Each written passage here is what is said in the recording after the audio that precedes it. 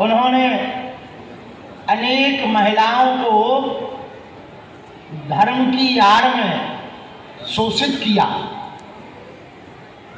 गंदा कृत्य किया और लगभग जो न्यूज में हमें बताया, सही गलत हमें पता नहीं है, लगभग 3000 हिंदुओं को टोपी वाला बनाया। समझ गए ना?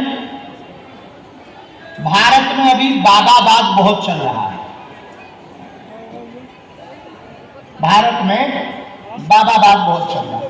हमें बाबाओं से दिक्कत नहीं है, हमको आपसे दिक्कत है। किसी गलत के चक्कर में ना पड़े।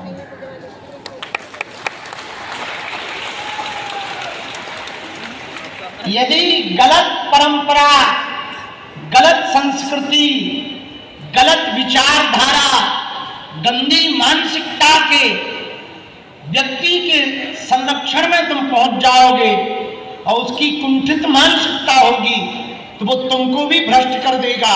वो तो भ्रष्ट होगा ही होगा, लेकिन उससे सबसे बड़ा घाटा हिंदू धर्म पर होगा, हिंदुओं पर होगा, हमारे संतों पर होगा और तुम्हारी आस्था पर। हमने पहले ही दिन या कल एक बात बोली थी कि भगवान करे सब टूटे पर किसी का भरोसा न टूटे। यदि एक बार भरोसा टूट गया तो बनाना बड़ा मुश्किल, चाहे वो कोई भी हो। इसलिए हमारी प्रार्थना है, आप YouTube वीडियो देखो, खूब देखो, पर तुरंत निर्णय मत लो। समझकर, सोचकर, इंतजार करके निर्णय लो। भैया हम तो ये कहेंगे तुम बाबाओं के चक्कर में मत पड़ो, बालाजी के चक्कर में पड़ो। मनुष्य तो धोखा दे ही देता है, आज नहीं कल देगा, कल नहीं परसों देगा। इसलिए तुम बाबा, और हम ये भी कह रहे हैं, इसका मतलब ये नहीं है कि तुम और बाबाओं के चक्कर में ना पड़ो, हमारे में पड़ो, ये अर्थ मत निकालना। मतलब ये भी है कि तुम हमारे भी चक्कर में मत पड़ो। इसलिए हमने, हमारे गुरुजी ने हमको विशेष आज्ञा देकर सन्यासी बाबा ने कहा कि तुम अपनी पादुका का पूजन नहीं कराओगे। तो हमने ये कल पूछा, कारण बताओ। मंत्र तो दिया है हमने, बहुत अच्छी बात हमारे गुरुजी ने बोली। बोले बेटा तुम अपनी पादुका का पूजन कराओगे तो तुम्हें गुरु होने का अभिमान आ सकता है, बुद्धि विचलित हो सकती है, लोगों का भरोसा तुम पे हो जाएगा। और तुम हनुमान जी की पादुका का पूजन कराओगे तो लोगों का भरोसा हनुमान जी से जुड़ेगा।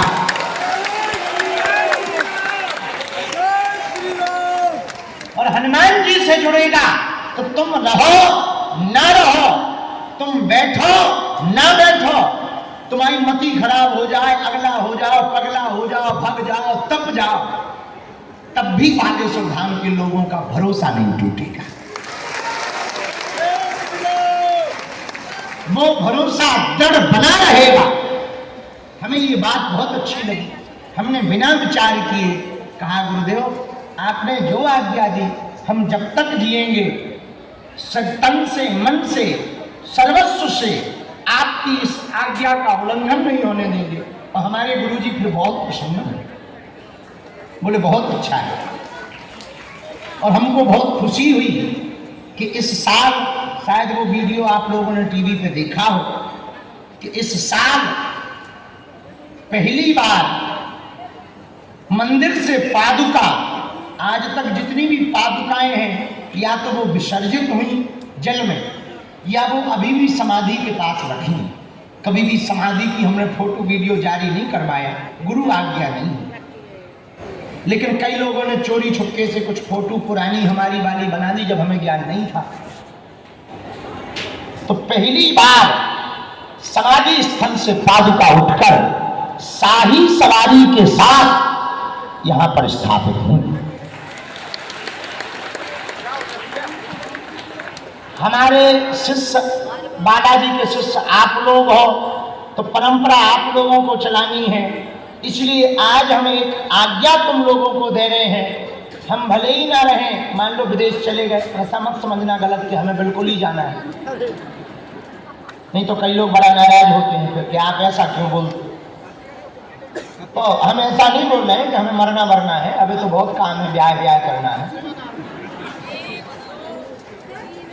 तो मान लो कोई ऐसा उपद्रव हो गया, मति खराब हो गई, कोई बहुत रुष्ट हो गया, देवता नाराज हो गए, तो हम भले ही ना रहें।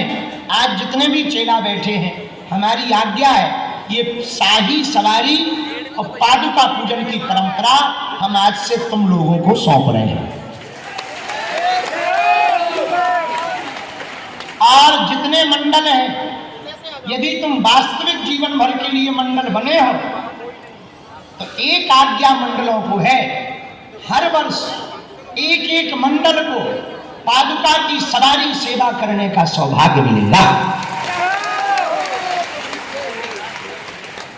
वही मंडल पादुका वहां से लेकर के रथ को सजवाएगा, वही मंडल झाड़ू की बुहारी करेगा, वही मंडल वस्त्र लाएगा, वही मंडल वापस गाजे बाजे के साथ समाधि के पास पुजारी जी के द्वारा रखवाने ले जाएगा।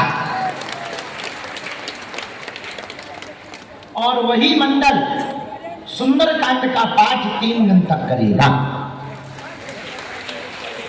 और ये सेवा अगले वर्ष से प्रत्येक मंडल को प्रारंभ होगी और 3 दिन तक जो मंडल का प्रमुख होगा वो 3 दिन तक व्रत रहकर, केवल फलाहार रहकर, 11 दिन का ब्रह्मचर्य का पालन करके, पीली धोती पीला गमछा पहनकर पादुका की पूजा कर पाएगा। तो हम रहें या ना रहें, ये सेवा की जिम्मेदारी आज से ही बागेश्वर धाम के सेवादार हैं। दूसरी बात और सूचना सुन लो। आप लोग ये मत समझना कि हम ऐसी बातें बोल करके कहीं जा रहे हैं। हमारे जाने के बाद इस स्थान पर संपूर्ण रूप से अधिकार किसी एक व्यक्ति का नहीं होगा, सभी सेवादारों का और धाम के शिष्यों का होगा, ताकि प्रॉपर्टी के नाम पर, संपत्ति के नाम पर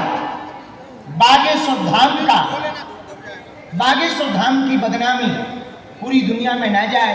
वैसे प्रॉपर्टी के नाम पर कुछ है नहीं है, जितना आता है हम सब झोंक देते हैं जानबूझकर। केवल वही अस्पताल की जमीन कह लो, बाकी जो आता है हम पहले ही फूंक देते हैं, और इतना फूंक देते हैं कि कर्जा में बने रहे, क्योंकि ज्यादा होगा तो बड़े लफड़े होंगे। अस्पताल का काम रह गया है। सभी सेवादार और शिष्य इस बात को सुने, आने वाले दिनों में मान लो हम यहाँ नहीं हैं, तो धाम पर कोई देख रेख में नहीं है, तो सभी सेवादार जो समिति हमने ट्रस्ट बना रखी है, उसी ट्रस्ट के अंतर्गत सेवा का संचालन होगा। और जब तक